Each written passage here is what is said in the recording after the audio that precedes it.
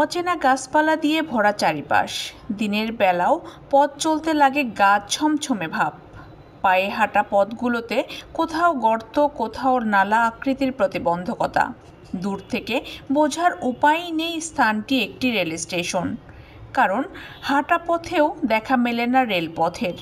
শক্তপোক্ত রেল লাইনগুলোর অনেক অংশই কেটে নিয়ে গেছে দুর্বৃত্তরা। কোথাও আবার মাটির নিচে চাপা পড়ে মিশে গেছে জোড়া লাইনের অস্তিত্ব। এটি দিনাজপুরের পার্বতীপুর উপজেলার মধ্যপাড়ায় অবস্থিত দেশের একমাত্র কঠিন শিলা প্রকল্প রেল স্টেশনের চিত্র, যা 15 বছর হলো পরিত্যক্ত। খনির উত্তোলনকৃত পাথর সহজে দেশের বিভিন্ন অঞ্চলে পাঠানোর এই প্রকল্পে রেলের ব্যয় হয়েছে প্রায় 713 কোটি টাকা। সঠিক পরিকল্পনার অভাব ও খনি কর্তৃপক্ষের উদাসীনতায় সম্ভাবনাময় এই প্রকল্পটির অপমৃত্যু হয়েছে। আর কোটি কোটি টাকার রেলের সরঞ্জাম এখন দুর্বৃত্তদের জন্য আলাদিনের চেরাগে পরিণত হয়েছে।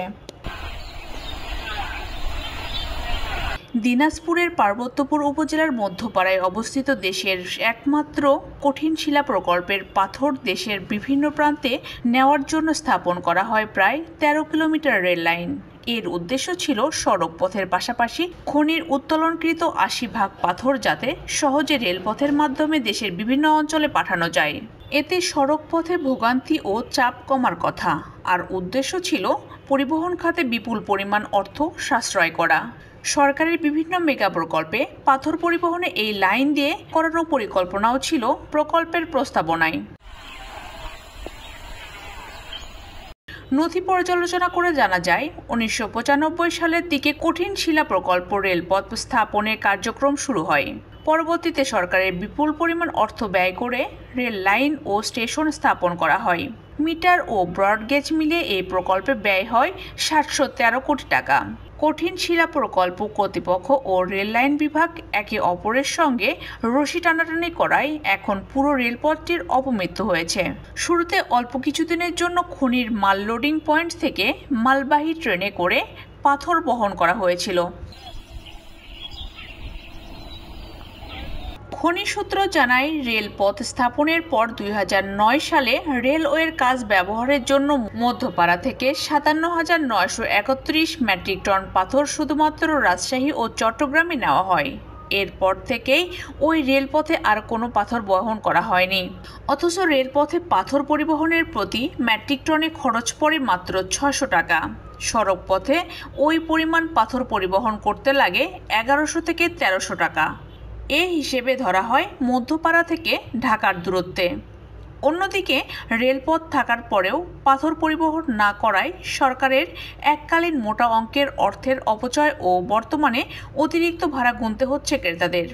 বেসরকারিভাবে ক্রেতারা সড়ক পথে খনি থেকে প্রতিদিন গড়ে 2 থেকে 3 হাজার মেট্রিক টন পাথর নিয়ে যাচ্ছে দেশের বিভিন্ন প্রান্তে। পার্বতীপুর রেলওয়ে সহকারী প্রকৌশলী রাকিব হাসান বলেন, দীর্ঘদিন ধরে এই পথে পাথর পরিবহন না হওয়ায় রেলপথটি পরিত্যক্ত অবস্থায় রয়েছে। রেল লাইনে দেখাশোনার জন্য railway permanent way inspector PWI দায়িত্বে আছেন। সেখানে রাতে পাহারা অব্যাহত আছে। রেলপথটি সংস্কার ও পুনরায় মেরামত করতে খনি কর্তৃপক্ষ রেল কর্তৃপক্ষকে লিখিতভাবে জানিয়েছে। এটি মেরামত ও আরও কিছু সেতু নির্মাণ করে চলাচলের উপযোগী করা যাবে। এজন্য সম্ভাব্য ব্যয় ধরা হয়েছে 68 কোটি টাকা। এ কাজের প্রস্তাবনা রেলপথ ভবনে পাঠানো হয়েছে।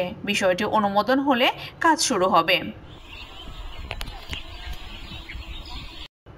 রেল লাইন রক্ষণাবেক্ষণের দায়িত্বে নিয়োজিত রেলওয়ের ঊর্ধ্বতন উপসহকারী প্রকৌশলী পথ আল আমিন বলেন, এমনিতেই রেলওয়েতে জনবল সংকট। রেলপথ রক্ষণাবেক্ষণের জন্য জনবলের চাহিদা দিয়ে একাধিক চিঠিপত্র দিয়েও কোনো সাড়া পাওয়া যায়নি। জনবল ছাড়া তো এই দীর্ঘ রেলপথ পাহারা দিয়ে রাখাও অনেক কষ্টের। এদিকে Madhyapara granite mining company limited ব্যবস্থাপনা পরিচালক MD আবু দাউদ মোহাম্মদ ফরিদুজ্জামান বলেন, রেল লাইনের সংস্কারের জন্য রেলপথ বিভাগকে বহুবার তাগিদ দিয়ে চিঠি দেওয়া হয়েছে। রেল লাইনটি সংস্কার হলে অতি দ্রুত সময়ের মধ্যে দেশের বিভিন্ন প্রান্তে চাহিদা অনুযায়ী পাথর পাঠানো যাবে। বর্তমানে এই খনি থেকে সড়ক পথেই পাথর যাচ্ছে দেশের বিভিন্ন প্রান্তে।